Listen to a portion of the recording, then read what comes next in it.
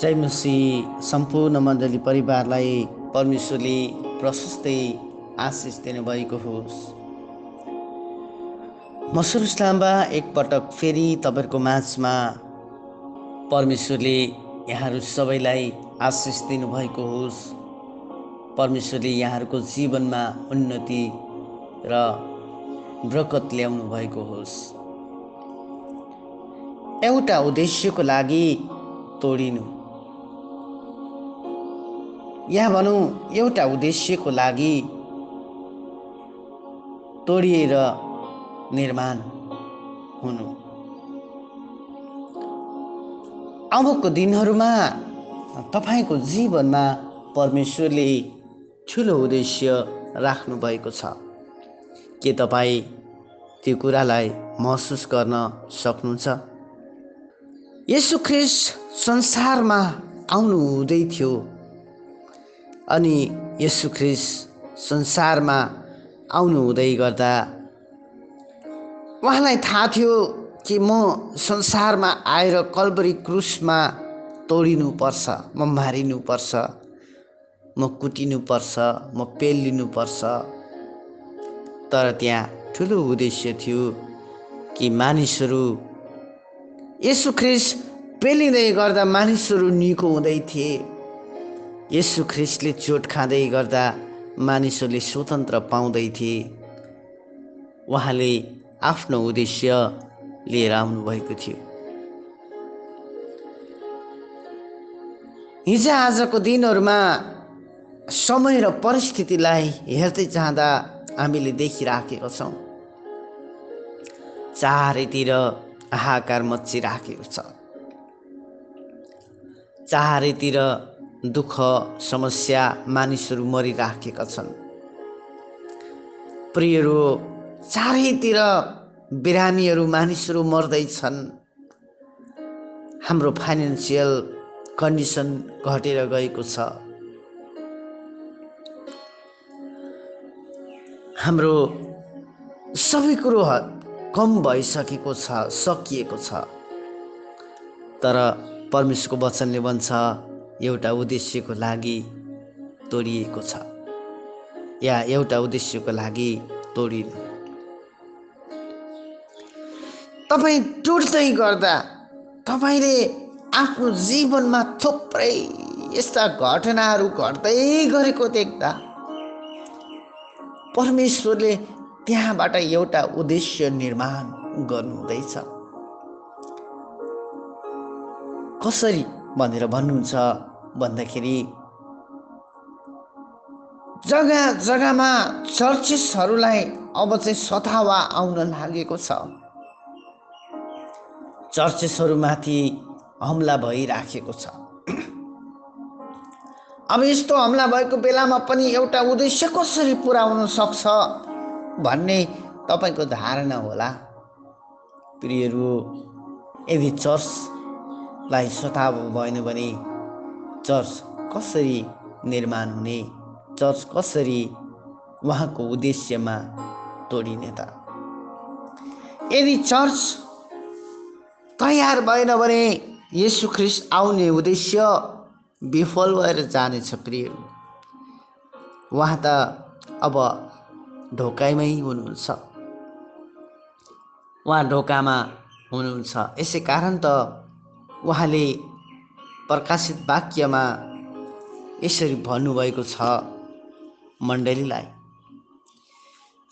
3 अध्यायको 20 पद प्रकाशले यसरी भन्छ, हेर म ढोकामा उभिएर घचघचाइराखेको छु। 3 को 20 पढ्दैछु। हेर म ढोकामा उभिएर ढकढक्याउँदैछु। कसैले मेरो स्वर सुनेर ढोका खोलिदियो भने म त्यसको भित्र पस्नेछु र त्यससँग भोजन खानेछु र त्यसले मसँग खानेछ। 21 पनि पढ्न लागेको छु, 22 पनि पढ्नेछु। जसले जित्छ त्यसलाई म मेरो सिंहासनमा मसित बस्न दिनेछु, जसरी म आफैले पनि जितेर मेरा पितासँग उहाँको सिंहासनमा बसेको छु। जसको कान छ त्यसले सुनोस्, पवित्र आत्माले मण्डलीहरूलाई के भन्नु हुँदैछ। येशू ख्रिस्टले लाउडिकियाको मण्डलीलाई भन्नुहुँदैछ। लाउडिकियाको मण्डलीलाई यहाँ एउटा लेटर लेख्नका लागि योनालाई भन्नुहुँदैछ कि तैँले लाउडिकियाको मण्डलीलाई भन्, त्यो दूतलाई यसो भन्, मलाई त तिम्रा कामहरू थाहा छ। तिमी चिसो पनि छैनौ, तातो पनि छैनौ। चिसो कि तातो भए त हुने थियो, किनकि तिमी मन तातो छौ, न चिसो न तातो। यसकारण म तिमीलाई मेरो मुखबाट उघेलिदिनेछु। म धनी छु त भन्छौ, या मसित धन सम्पत्ति छ त भन्छौ, मलाई केही कुराको खाँचो छैन भने तिमी भन्दछौ। तर म तिमीलाई भन्दछु, तिमीलाई थाहै छैन कि तिमी दुखी र दयनीय, दरिद्र, अन्धा र नाङ्गा छौ।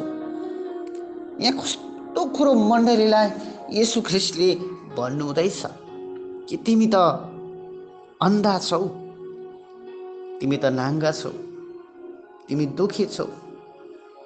धेरै मण्डलीले यो सोचेका थिए विगत दिनहरूमा कि हामीसँग सबै छ, हाम्रो खोयर टिम राम्रो छ, हाम्रो मण्डली राम्रो छ, हाम्रो मण्डली धनी छ। थुप्रै कुरामा हिजो आज हामीले महसुस गर्दैछौँ। विगत दिनहरूमा मानिसहरूले त्यस्ता कुराहरू सोचिराखेका थिए। चर्चलाई चाहिँ मानिसहरूले एउटा संस्थाको रूपमा चलाएर लाँदै थियो। चर्चलाई चाहिँ मानिसले आफ्नो इच्छाले जिउनका लागि हिँडाइराखेको थियो, या चर्चलाई चाहिँ कमाइ खाने भाँडो बनाएर लाँदै थियो। तर हिजो आज हामी देख्दैछौँ त मानिसको धनले पनि मानिसलाई बचाउन सकेन, मानिसको रुपियाँले पनि मानिसलाई बचाउन सकेन। उनीहरू दण्डनीय अवस्थामा गए। त्यो गर्दै गर्दा प्रियहरू, अबको समयमा पश्चाताप गर्ने बेला आएको छ। यो लाउडिकियाको चर्चलाई चाहिँ के भन्नुहुँदैछ भन्दाखेरि, सातवटा मण्डलीहरूको बीचमा सबैलाई परमेश्वरले या येशू ख्रिस्टले आफ्नो आफ्नो मुद्दामा कुरा गर्नुहुँदैछ। तर यो चर्चलाई चाहिँ के भन्नुहुँदैछ भन्दाखेरि, किनकि तिमी न त तातो छौ न त चिसो छौ, तिमीलाई मेरो मुखबाट म उकेलिदिनेछु। म धनी छु त भन्छौ, मसित धन सम्पत्ति छ त भन्छौ, मलाई केही कुराको खाँचो छैन पनि भन्छौ। तर तिमीलाई थाहै छैन कि तिमी कति दुखी छौ, दयनीय र दरिद्र र अन्धा र नाङ्गा छौ। पक्का हो प्रियहरू, मानिसहरू नाङ्गोपनमा जिरहेका थिए। यसै कारण सोल्युसन चाहिँ यहाँ के भन्नुहुँदैछ येशू ख्रिस्टले भन्दाखेरि, एउटा उद्देश्यको लागि येशू ख्रिस्ट संसारमा आउनुभएको थियो।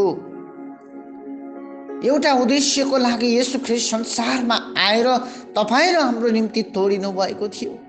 उहाँ हाम्रो निम्ति मर्नु भएको थियो। हामीलाई हाम्रो धनले बचाएको कतै होइन, हामीलाई हाम्रो रुपियाँले बचाएको पनि होइन,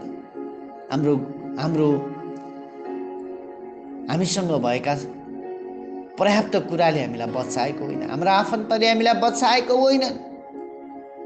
कारण उहाँसँग एउटा उद्देश्य थियो। अनि त्यो उद्देश्य चाहिँ के भन्नुहुन्छ भन्दाखेरि, परमेश्वरले संसारलाई बचाउने उद्देश्य, परमेश्वरले मानिसहरूलाई बचाउने उद्देश्य, परमेश्वरले मानिसहरूलाई बचाउने उद्देश्य। अनि त्यो उद्देश्यको लागि येशू ख्रिस्ट संसारमा आएर कल्भरी क्रुसमा तोडिनु भएको थियो।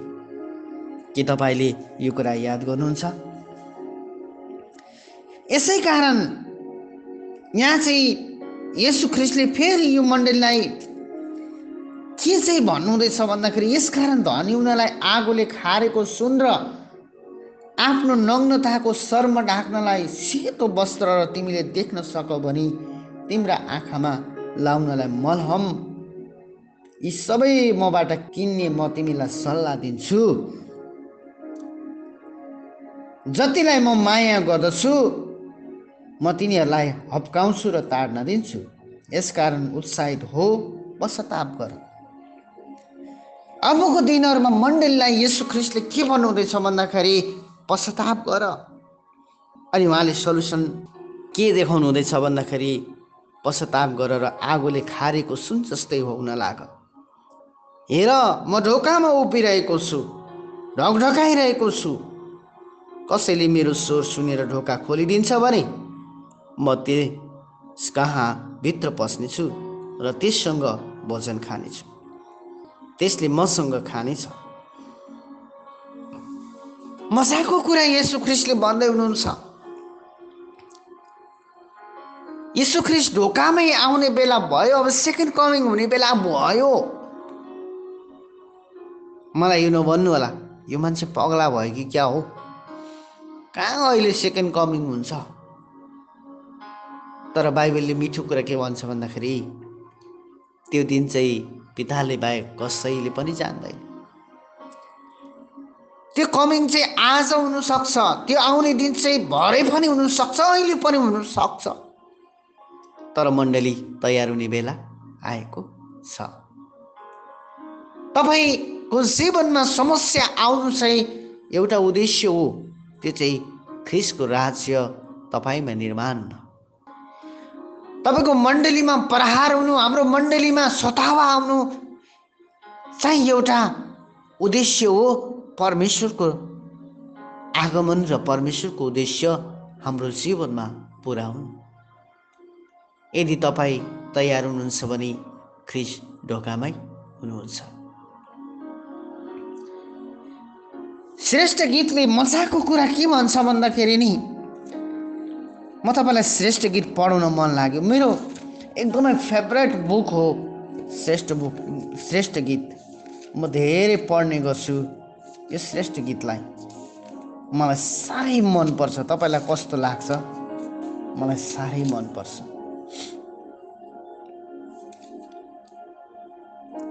यहाँ गहिरो कुरो लेखिएको छ के, म त 5 अध्यायको 2 पददेखि पढ्न लागेको छु। यहाँ मिठो कुरा पढ्दैछु। म त सुतेँ तर हृदय चाहिँ जागै थियो। सुन त, मेरा प्रेमीले ढोका ढकढकाइरहनु भएको छ। हे मेरी बहिनी, मेरी प्यारी ढोका खोला। मेरी निर्दोष ढुकुर, मेरो शिर शीतले भिजेको छ, मेरो कपाल रातिको चिसोले भिजेको छ। परमेश्वरले चाहिँ के भन्नु हुँदैछ भन्दाखेरि नि, अब विश्वासीहरू यी दिनहरूमा के भइराखेका छन् भन्दाखेरि सुतिराखेका छन्। विश्वासीहरूले चाहिँ परमेश्वरको उद्देश्य बुझेकै छैन। अनि त्यो परमेश्वरको उद्देश्य नबुझेको कारणले गर्दा आज पनि विश्वासी सुतिराखेका छन्। तर हृदय चाहिँ जागै थियो है प्रियहरू। उनीहरूलाई थाहा छ येशू ख्रिस्टले मलाई बोलाउँदै हुँदैछ। उनीहरूलाई थाहा छ मेरो प्रेमीले मलाई बोलाउनु हुँदैछ। उहाँले भन्नुहुँदैछ, ढकढकाइरहनु भएको छ, हे मेरी प्यारी ढोका खोल। तिमी निर्दोष छौ है मेरो निम्ति। तिमीले जतिसुकै गल्ती गरे तापनि, तिमीले जतिसुकै बिगार गरे तापनि एउटा उद्देश्य मसँग छ है तिम्रो निम्ति। ढोका खोला, ढोका खोला, ढोका खोला। ढोका खोल्नु हुँदैछ प्रियहरू। येशू ख्रिस्ट उद्देश्य, तपाईलाई बचाउने उद्देश्यले तोडिनु भएको हो। मेरो कपाल रातिको चिसोले भिजेको छ। येशू ख्रिस्टलाई जब पक्राइ राखेका थिए, त्यो पल्ट त्यो समयमा उहाँले जब प्रार्थना गर्नुहुँदै थियो त्यो समयमा, या भनौँ उहाँलाई मानिसहरूले लगेर त्यो काँटा या भनौँ त्यो ताज लगाइराखेका थिए, त्यो काँडाको मुकुट लगाएका थिए, त्यति बेला उहाँको शरीरबाट रगत बग्दै थियो अनि त्यो रगत सकेर पनि पानी बगिरहेको थियो। उहाँको कपाल, उहाँको शरीर भिजिराखेको थियो। यहाँ मण्डलीले के भन्दैछ भन्दाखेरि, मैले मेरो लुगा फोकालिसकेको छु, के मैले त्यो फेरि लाउँ? मैले मेरा खुट्टा धोइसकेको छु, के मैले ती फेरि मैला गर्नु? धेरैजना व्यक्ति हुन्छन् प्रियहरू, म त उच्च औँधामा बसेको छु नि, के म तल गएर पश्चाताप गर्नु र? मान्छेले देख्यो भने के भन्ला? होइन,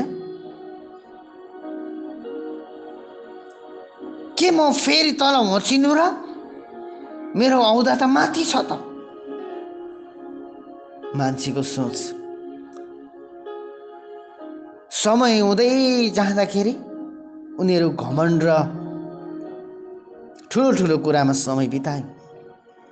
तर चारपदले के भन्छ भन्दाखेरि, मेरा प्रेमीले छेस्किनी खोल्न हात हाल्दा मेरो हृदय उहाँको लागि धड्कन लाग्यो।